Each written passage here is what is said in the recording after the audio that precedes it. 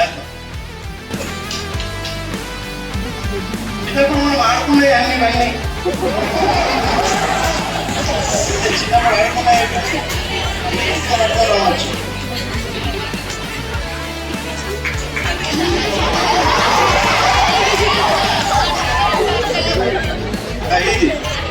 ఈజీగా పైనుంచి భయంతో నుంచి కింద వరకు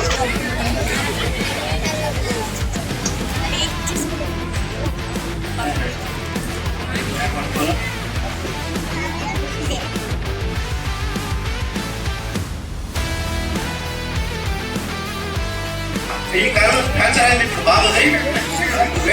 దీని మీద పెట్టి ఇట్లా ఈజీగా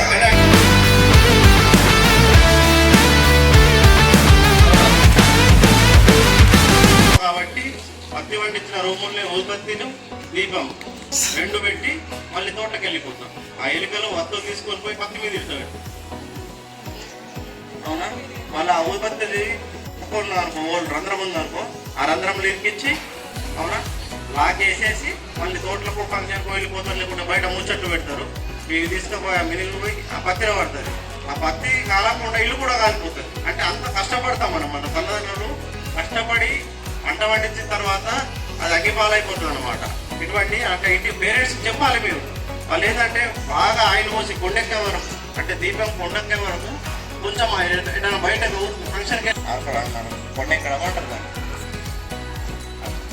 ఇది చిన్న చిన్న విషయాలే మీ పేరెంట్స్ చెప్పాలి. ఏదనుకుంటా ఎల్పిజి రెగ్యులేటర్, ఎల్పిజి పైపు, ఈ కప్పులేని దీపం.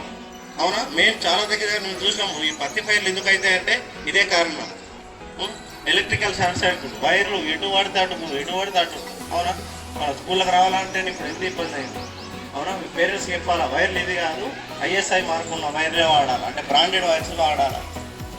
మోటార్స్ కానీ బల్బులు కానీ బ్రాండెడ్ వాడాలి. ఎలక్ట్రికల్ ఫైర్ అయినప్పుడు వాటర్ పోయేది, వాటర్ కరెంట్ షాక్ తగులుతుంది. మనతో పాటు మన పక్కకు ఉన్న వాళ్ళు కూడా చనిపోతారు.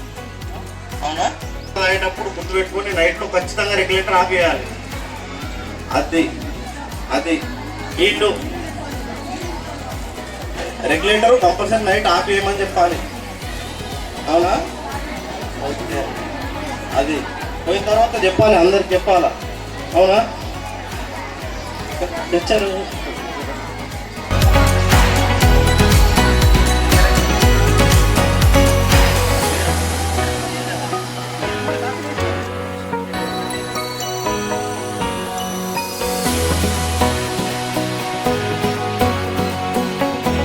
మీద తీసుకెళ్ళడా నువ్వు ఫ్రీ ఉండి చేయి. Okay right. అవునా? స్ట్రెచ్చర్ మీద. Okay, very good. అట్లా అంబులెన్స్ వరకు మనం ఇక్కడ పై అంతస్తులలో ఎక్కున్నాడు అనుకో, డ్యామేజ్ అయింది అనుకో, పేషెంట్ని అంబులెన్స్ వరకు ఇట్లా తీసుకెళ్ళదు.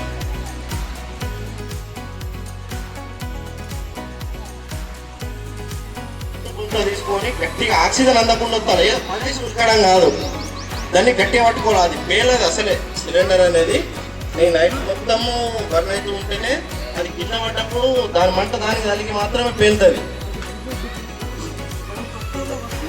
మండాలి, పేలుతుంది. అది ఏదున్నా ఇప్పుడు కర్చీపు ఉన్నదా, కర్చీపు తడిపి ఇట్లా పట్టేసేయాలి గట్టిగా, అంతే ఆరిపోతుంది.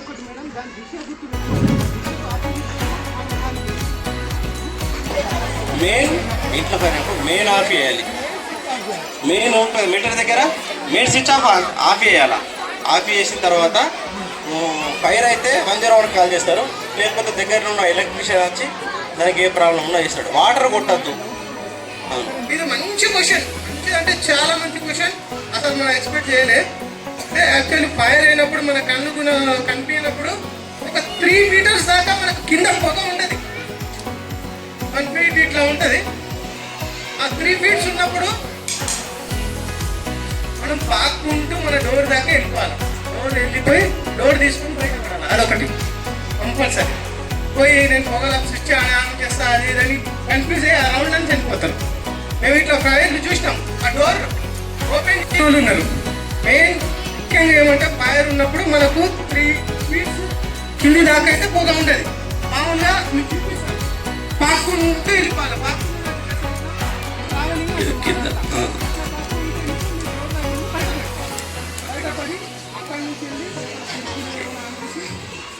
ఎప్పుడైనా ఎల్పిజి ఫైర్ అయితే మీరు ఇంట్లో ఉంటే ఆ పరిస్థితి అంటే స్మెల్ వస్తుంది. అప్పుడేం చేయాలంటే మీరు మనం ఫస్ట్ ఇంటికి పోగానే ఏం చేస్తాం, ఫ్యాన్ స్విచ్చా అయితే బల్బ్ స్విచ్చా ఏదైనా ఒకటి వేస్తాం. ఫస్ట్ ఇంట్లో పోగానే ఎల్పిజి ఫైర్ అవుతుందంటే అవి రెండు చేయొద్దు. డోర్ సైడ్ నుంచి డోర్ ఇక్కడ ఉంది కదా, సైడ్ నుంచి డోర్ ఓపెన్ చేయాలి. సైడ్ నుంచి డోర్ ఓపెన్ చేసిన తర్వాత ఫైర్ లేదా కనుక్కోవాలి. ఏం ఆఫ్ చేసినప్పుడు కూడా లైట్గా స్పార్క్ వస్తుంది బోర్డులో. అప్పుడు రూమ్ అంతా వ్యాపించింది ఉంటుంది కదా ఎల్పిజి, నువ్వు స్విచ్ చేసినావు అనుకో ఆటోమేటిక్గా రూమ్ అంతా క్లియర్ అవుతుంది అనమాట. అట్లా